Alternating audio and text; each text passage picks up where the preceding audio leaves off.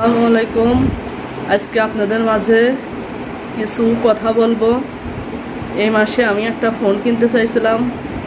তা ফোন আমার বেশি বাজেট না, অল্প টাকা বেতন পাই।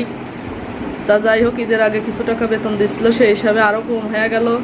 ইচ্ছা ছিল 20,000 টাকার ভিতরে একটা ফোন কিনবো, কিন্তু ফোন কিনতে যায় দেখি যে ফোন 22-25-এর নিচে ভালো ফোন হয় না। যেহেতু ইউটিউবিং করব, ভিডিও করব, তারপরে বাড়িতে ফোন দিলাম আমার মার কাছে যে মা 10-5 হাজার টাকা লাগে। মা বলল কি টাকা আছে 50,000, গাছ বিক্রি করা টাকা, ওখান থেকে টাকা দেওয়া যাবে না। কিন্তু অথচ আমার বয়স আজ 35 বছর, 20 বছর ইনকাম করেই আমার মার হাতে আমি টাকা দিতেছি। তাহলে কতটা কষ্ট পাওয়ার মানে বিষয়টা। এমনকি নিজে খায়া না খায়া, নিজে কম দামি কাপড় চোপড় পরে, দুইটা বোনের বাপ মা সবাই সব কিছু দিছি।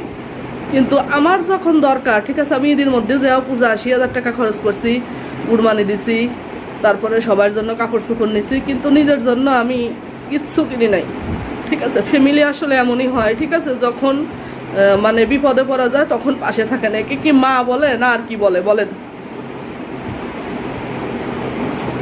কিন্তু খুব কষ্ট পেলাম আসলে, এই ভিডিওটা করতে চাই নাই, কিন্তু করতে চাইলাম। এখনও আমার সময় আছে, আমি চাকরি করি, ঠিক আছে, যে আমি নিজে কোনো কিছু করব।